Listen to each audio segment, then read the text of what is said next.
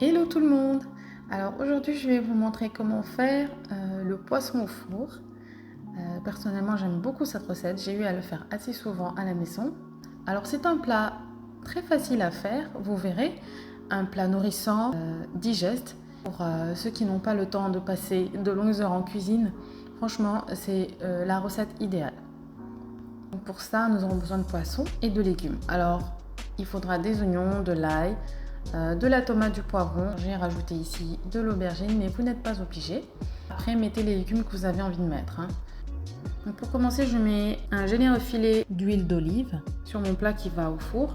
Ensuite, je vais disposer des rondelles d'oignons, enfin coupez-les comme vous voulez. Et ensuite, je vais découper les aubergines, découpez-les aussi comme vous voulez.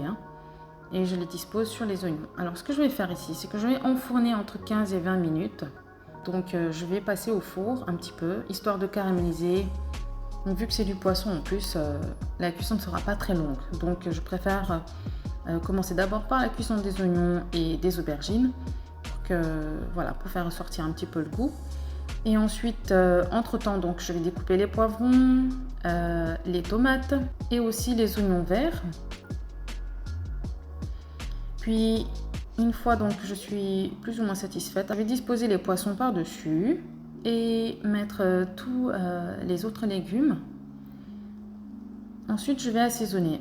Alors là, vous verrez que franchement, j'ai pris très peu d'assaisonnement, juste du sel, du poivre et des légumes, une bonne huile et surtout, chose essentielle pour un plat au four, pour un poisson au four, c'est le citron. Voilà, un gros citron avec plein de jus. Et on va donc saler, poivrer et finir par un généreux filet d'huile d'olive.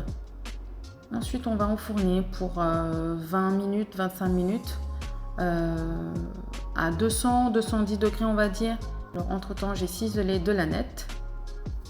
Alors, ce qu'il faut noter, c'est que le poisson ne doit vraiment pas cuire longtemps. Parce qu'un poisson, il est bon quand il est encore juteux. Donc, c'est-à-dire qu'il est cuit, mais il n'est pas sec. Parce que souvent, j'ai eu à manger des plats où le poisson vraiment...